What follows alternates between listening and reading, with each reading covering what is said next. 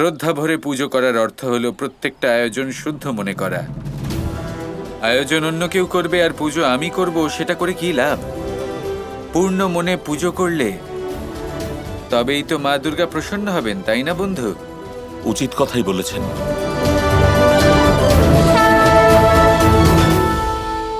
এখানে সবকিছুই আছে, কিন্তু একটি জিনিসের অভাব।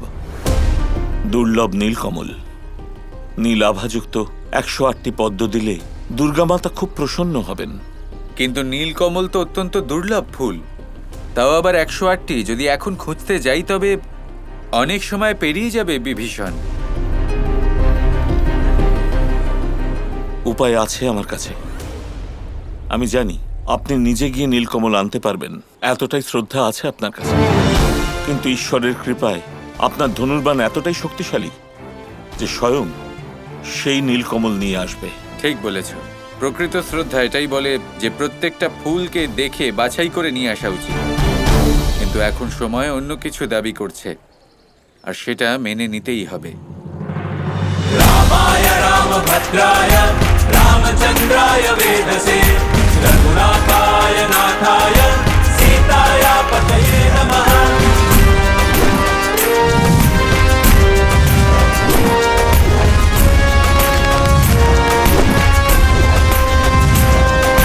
रामाय रामभद्राय रामचन्द्राय वेदसे रघुनाथाय नाथाय सीताय पतये नमः। रामाय रामभद्राय रामचन्द्राय वेदसे रघुनाथाय नाथाय सीताय पतये नमः। এই ফুল নিবেদন করুন, দেখবেন মা দুর্গার আশীর্বাদ অবশ্যই আপনি পাবেন।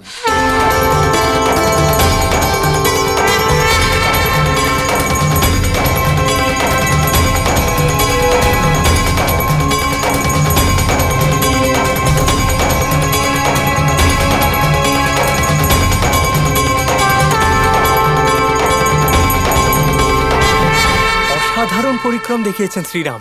108টি নীলকমল নিয়ে এসেছেন, অসাধারণ।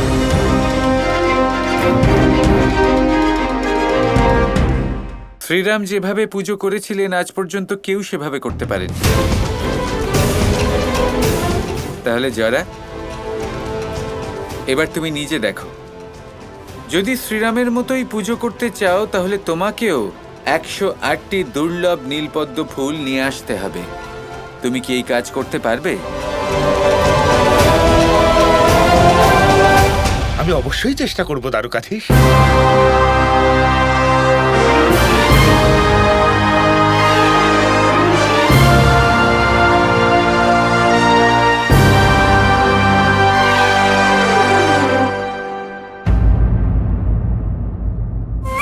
মূর্খ জড়া, কোথা থেকে নিয়ে আসবে তুমি এই দুর্লভ নীলপদ্ম?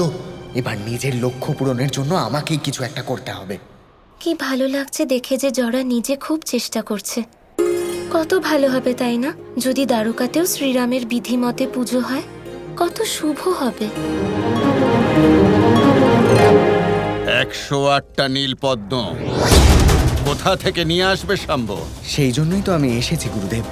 বাবাই এই সমস্যার উৎপন্ন করেছে, তাই এটার একটাই অর্থ হতে পারে, এটা উনিও চান না যে জরা এই পুজো করুক। নয়তো উনি জরাকে এত কঠিন কাজের দায়িত্ব কখনোই দিতেন না। কিন্তু গুরুদেব, আপনি তো সর্বশক্তিশালী। 108টি পদ্ম জোগাড় করা আপনার কাছে তো সহজ ব্যাপার। এমন কিছু কাজ আছে যা আমার পক্ষেও করা সম্ভব নয়। পদ্ম হলো একটি পবিত্র ফুল, আর নীলপদ্ম তার মধ্যে সবচেয়ে বেশি পবিত্র। কোন পবিত্র আত্মার ব্যক্তি সেই ফুল আনতে পারে শাম্ব। কিন্তু গুরুদেব, আপনিও তো একজন মহান গুরু। গুরু বৃহস্পতির মতোই আপনিও পবিত্র। আমার অন্তরে প্রতিশোধের আগুন জ্বলছে, আর প্রতিশোধ কাউকে পবিত্র থাকতে দেয় না। কিন্তু ফুল তো আনতেই হবে শাম্ব, যাতে জরাকে নিজেদের চালে আটকে ফেলে মা দুর্গার থেকে এমন কোন বর চাইতে বাধ্য করা যায় যা কৃষ্ণকে সমাপ্ত করে দেবে। ঠিক আছে গুরুদেব, আমি কোনো না কোনো ব্যবস্থা অবশ্যই করব। যদি বাসুদেব শ্রীকৃষ্ণ এই সমস্যার উৎপন্ন করে থাকেন, তাহলে সেই সমস্যার নিবারণও উনি করবেন।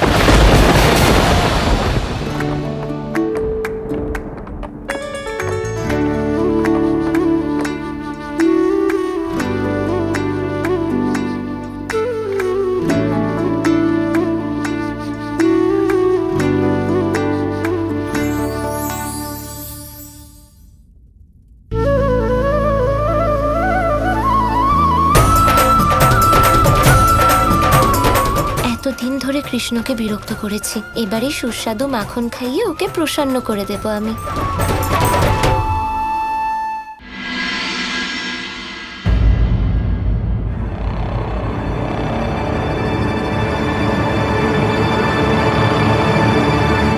কি হলো শাম্বু? শ্রীরাধা,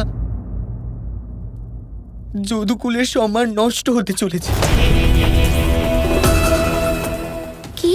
জড়া দ্বারকা ছেড়ে চলে যাচ্ছে। কিন্তু কেন? কৃষ্ণ তো নিজেই ওকে বলেছিল যতক্ষণ না পুজো শেষ হচ্ছে এখানে থাকতে। জড়া এটাই ভাবছে যে শ্রীকৃষ্ণ ওকে এত কঠিন কাজ এই কারণে দিয়েছেন যাতে ও পূর্ণই করতে না পারে, যার ফলে পুজোয় সম্মিলিতই না হতে পারে। এই মুহূর্তে নিজেকে নিয়ে অত্যন্ত লজ্জিত বোধ করছে ও। কিন্তু এটা সত্য নয়। কিন্তু জড়া তো এটাই ভাবছে, তাই না? শ্রীরাধা, আমার তো শুধু এটা ভেবেই দুঃখ হচ্ছে যে জড়া না হয় দ্বারকা ছেড়ে যাচ্ছে, কিন্তু দ্বারকাধীশের ব্যাপারে অত্যন্ত অনুচিত ধারণা নিয়ে যাচ্ছে। ওকে তো বোঝাতে হবে কৃষ্ণের এরকম উদ্দেশ্য ছিল না। ও সেটাই বলেছে যা শ্রী রামচন্দ্রের কাহিনীতে ছিল। ঠিক বলেছেন রাধা, কিন্তু এমনটাও তো হতে পারে যে দ্বারকাধীশ নিজে কেবল আপনার মন রাখার জন্য জড়াকে এমন বলে দিয়েছেন। আর এমনও তো হতে পারে যে শ্রীকৃষ্ণ হয়তো চানই না যে জড়া দ্বারকায় থাকুক।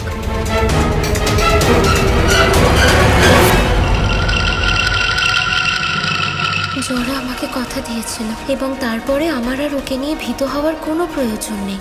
কিন্তু এমন নয় তো যে কৃষ্ণ আমাকে প্রসন্ন করার জন্য জড়াকে পাঠিয়ে দিতে চাইছে।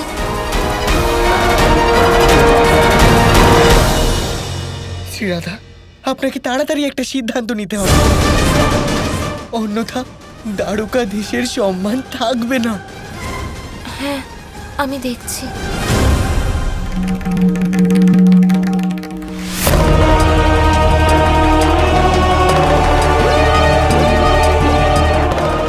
যাও রাধা, যাও, বলে নাও শ্রীকৃষ্ণের সাথে কথা, ভালোবেসে। উনি তো এটাই বলেন না যে তোমার প্রেমই ওনার সূত্রপাত, কিন্তু এবার তোমার এই প্রেম ওনার সমাপ্তির কারণ হবে।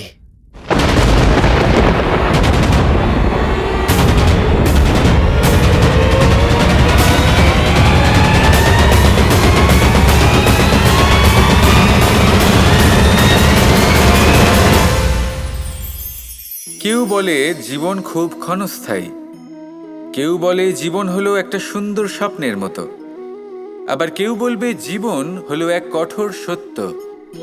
কিন্তু জীবন আসলে কি? জীবন হলো আপনারই প্রতিবিম্ব, একটা দর্পণ। অর্থাৎ আপনি জীবনকে সেইভাবেই পাবেন যেরকম আপনি নিজেকে প্রতিপন্ন করবেন। যদি আপনি দর্পণের দিকে তাকিয়ে হাসেন, তাহলে আপনি সামনে হাসি মুখী দেখতে পাবেন। এবার যদি আপনি গম্ভীর হয়ে থাকেন, তাহলে আপনি একজন রুষ্ট ব্যক্তি দেখতে পাবেন। শেষে সবথেকে বেশি গুরুত্বপূর্ণ হলো আপনার চেষ্টা। আপনাকে সবসময় চেষ্টা করতে হবে যাতে আপনি নিজেকে প্রসন্ন এবং ইতিবাচক মনোভাবে রাখেন। এটা হলো আপনারই উত্তরদায়িত্ব, তাকে পালন করুন। এই মনকে প্রসন্ন রাখুন, এই সংসারকে সুন্দর বলে মনে হবে। আর এই মন প্রসন্ন হয়ে বলবে, রাধা রাধা। নীলকমল অত্যন্ত পবিত্র একটা পুষ্প। সেটা সেই স্থানেই পাওয়া সম্ভব যেখানে সদ্গুণ এবং ইতিবাচক মনোভাব রয়েছে। কোথায় কৃষ্ণ?